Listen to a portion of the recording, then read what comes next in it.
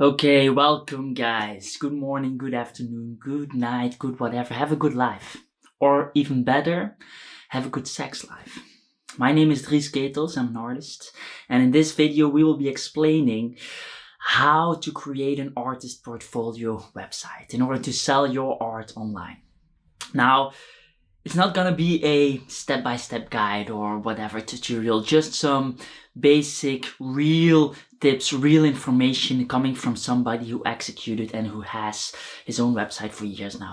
I'm not sure it's not gonna be 3 or like 10 tips or whatever. It's more like 5 tips, I think, in order to have your own artist portfolio website that works, that has some basic psychology going on in there.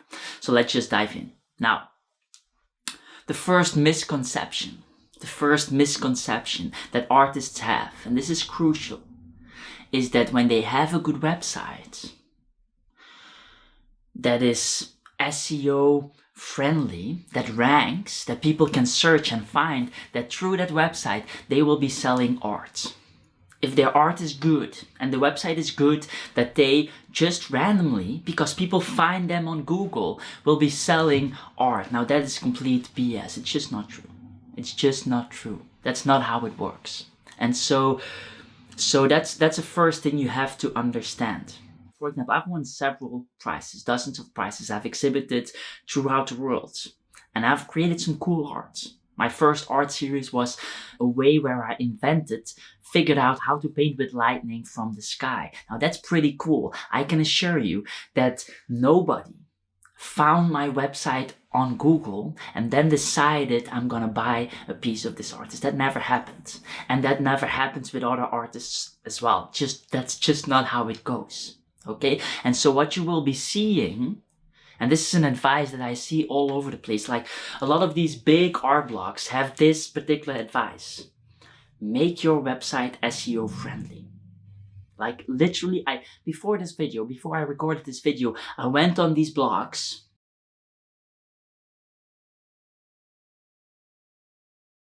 and I saw the advice again and I thought, like, seriously guys, this is just ridiculous.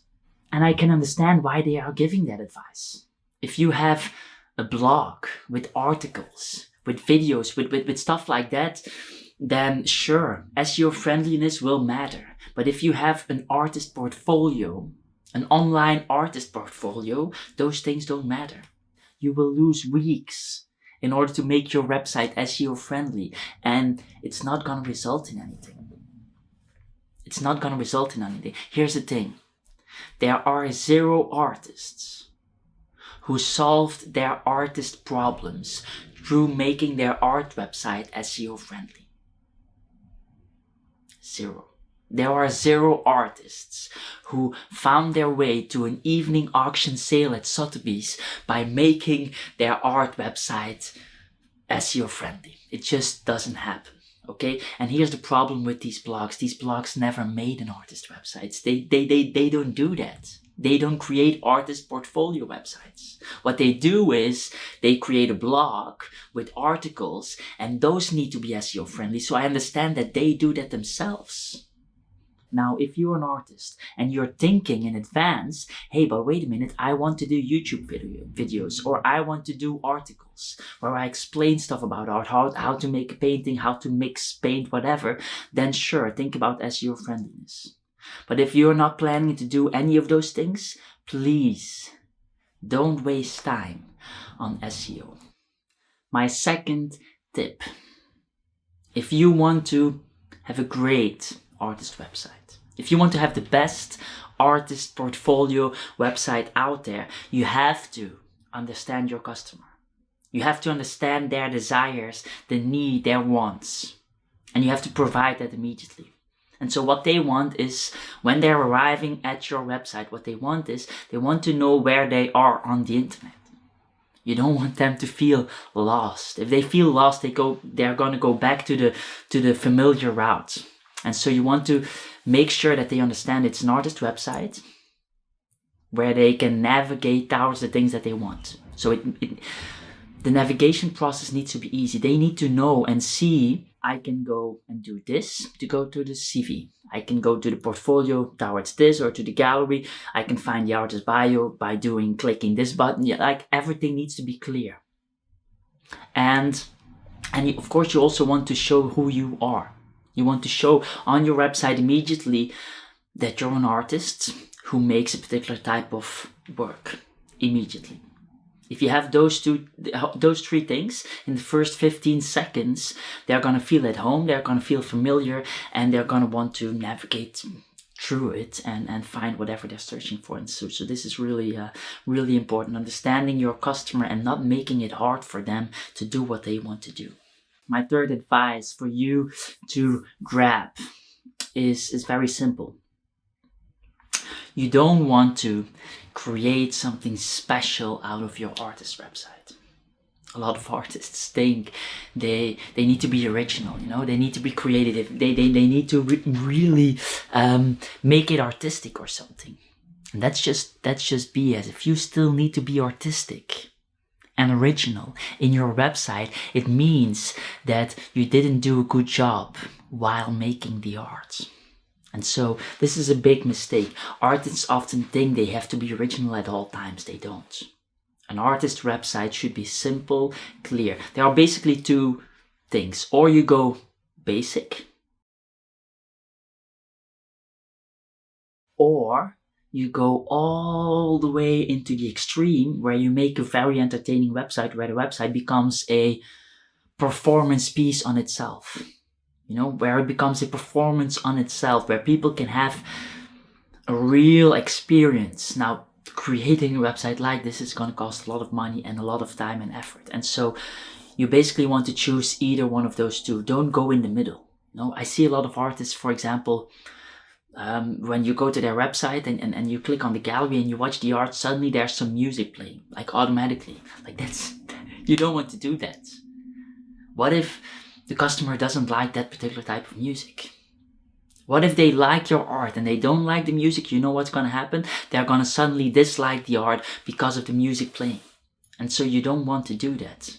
And then I hear something like, I'm niching down, I'm niching down. I only want the people connect with me who also like my music. That makes no sense. Okay, that just makes no sense. And so you don't want to take those risks, because the truth is that the potential benefit does not outweigh the disaster. No, not disaster. That's a really big word. No, I mean the negative ROIs that would be able to come from that. And so I would not recommend that. Go basic or go all the way into the extreme, but not in the middle. The fourth tip: if you want to create an art portfolio website, in order to sell original art online, in order to sell your art, you have to realize that you're gonna predominantly sell it offline anyway.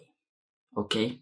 That's just how it goes. Your artist website is not gonna sell all your art automatically for you. You're gonna do that by human interaction. And so what you have to do, especially in the beginning, and this is a mistake that a lot of artists make, especially in the beginning, you have to make sure that your contact information is on there. A lot of contact information. All of it. Not because, all of it. Your email address, your phone number, your address, your social media pages, all of it. Now, a lot of artists are afraid that they're gonna somehow get a lot of spam mail in their email address. For that, create a business email address, create something you want to show all of your contact info. Why? Because you want to make it as normal as possible and as open as possible for people to contact you, because it's out of those contacts that you're gonna sell work online. Okay guys, for the last tip, number 5. This is really important, because your artist portfolio website will have writing next to the artworks. And writing has become, let me come close here for a moment. Writing is more important now than it ever was in the whole history of art. Ever. Why?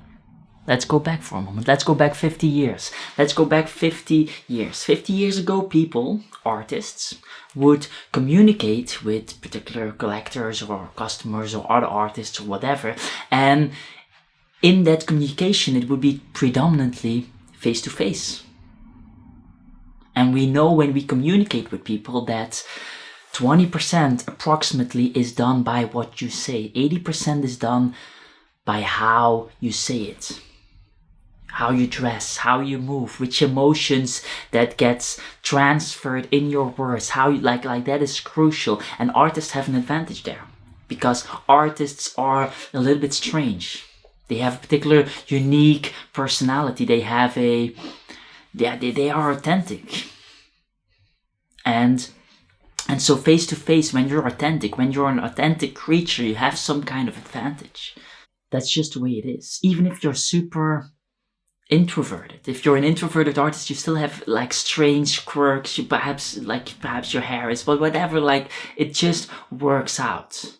But in the world of the internet, most communication is done on the internet with writing, with blogs, with your social media profiles, with all of those things. Like writing has become crucially important.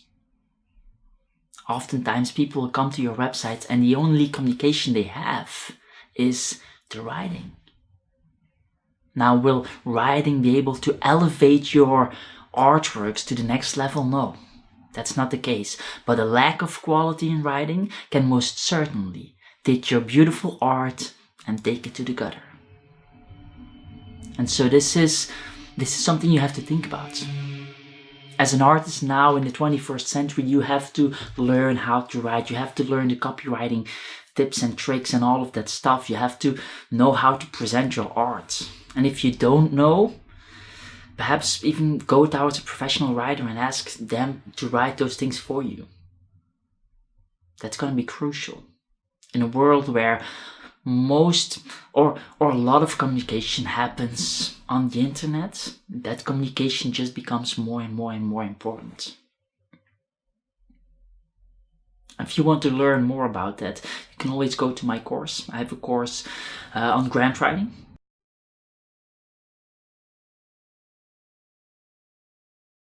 Which features a lot of writing tips and tricks that you can use that are easy to use.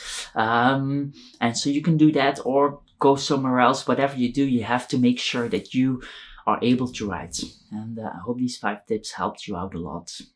Ciao, ciao.